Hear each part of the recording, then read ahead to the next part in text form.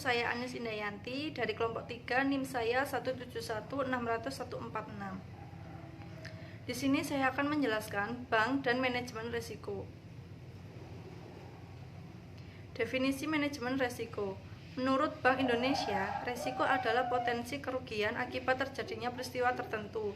Risiko dalam perbankan merupakan suatu kejadian potensial, baik yang dapat diperkirakan maupun yang tidak dapat diperkirakan, yang berdampak negatif terhadap pendapatan dan permodalan bank. Untuk dapat menerapkan proses manajemen risiko, bank harus mampu mengidentifikasi risiko dan memahami seluruh risiko yang sudah ada, termasuk risiko yang bersumber dari cabang-cabang atau anak perusahaan. Jenis-jenis risiko. 1. Risiko kredit. Risiko kredit, risiko akibat kegagalan debitur dan pihak lain dalam memenuhi kewajiban pada bank. 2. Risiko pasar. Risiko pada neraca dan rekening administratif termasuk transaksi derivatif akibat perubahan secara keseluruhan dari kondisi pasar termasuk risiko perubahan harga opsion. 3. Risiko likuiditas. Risiko akibat ketidakmampuan bank untuk memenuhi kewajiban yang jatuh tempo dari sumber pendanaan arus kas atau dari aset likuid berkualitas tinggi. 4. Risiko operasional. Risiko akibat ketidakcukupan atau tidak berfungsinya proses internal. Assalamualaikum warahmatullahi wabarakatuh. Saya Sekar Cecilia akan melanjutkan presentasi dari teman saya yang sebelumnya. Di sini saya akan melanjutkan tentang jenis-jenis resiko. Ada 8 jenis resiko dan saya akan melanjutkan untuk resiko yang kelima, yaitu resiko hukum. Resiko hukum di sini adalah resiko akibat tuntutan hukum dan kelemahan aspek yuridis. Kemudian untuk yang keenam, untuk resiko reputasi, yaitu resiko akibat menurunnya tingkat kepercayaan stakeholder yang bersumber dari persepsi negatif terhadap bank. Yang ketujuh, resiko strategi, yaitu resiko akibat ketidaktepatan dalam pengambilan dan pelaksanaan suatu keputusan strategi serta kegagalan dalam menutup perubahan lingkungan bisnis. Dan yang terakhir yaitu resiko kepatuhan.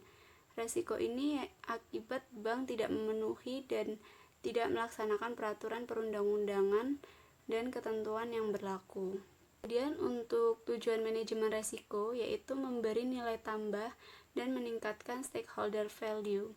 Ukuran kinerja yang digunakan bank selama ini antara lain memperoleh laba bersih, peningkatan harga saham, pertumbuhan aset, return on asset, return on equity, belum mempertimbangkan resiko yang dihadapi atas produk dan transaksi bank.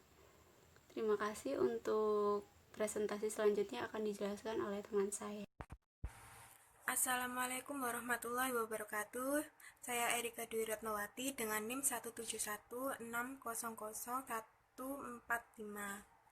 Di sini saya melanjutkan presentasi sebelumnya. Proses manajemen risiko terdiri dari 4 kegiatan utama, yaitu yang pertama, identifikasi risiko. Untuk mengidentifikasi seluruh jenis risiko yang melekat pada setiap aktivitas fungsional yang berpotensi merugikan bank.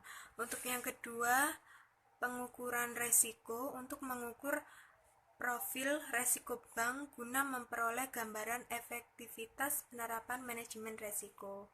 Slide selanjutnya, yang ketiga, pemantauan risiko dilakukan oleh suatu kerja operasional terkait yang selanjutnya direkomendasikan kepada satuan kerja manajemen risiko untuk mendapatkan persetujuan direksi melalui komitmen manajemen risiko atau direksi sesuai dengan kewenangannya masing-masing. Untuk yang terakhir, yaitu yang keempat, pengendalian risiko digunakan bank untuk mengelola risiko tertentu, terutama yang dapat membahayakan kelangsungan usaha bank. Sekian dari saya, terima kasih. Assalamualaikum warahmatullahi wabarakatuh. Saya Ida Pujawati, 04x9. Di sini saya akan menjelaskan kesimpulannya. Untuk kesimpulan, bank harus dikelola secara prudent atau hati-hati, mengingat peran bank dalam perekonomian suatu negara sangatlah sentral. Untuk dapat mengelola bank secara baik, pihak manajemen perlu mengetahui, memahami, dan melaksanakan manajemen resiko. Penerapan manajemen resiko akan memberi manfaat baik kepada perbankan, masyarakat, maupun otoritas pengawas bank. Sekian presentasi dari kelompok kami. Apabila ada salah kata, mohon maaf sebesar-besarnya. Wassalamualaikum warahmatullahi wabarakatuh.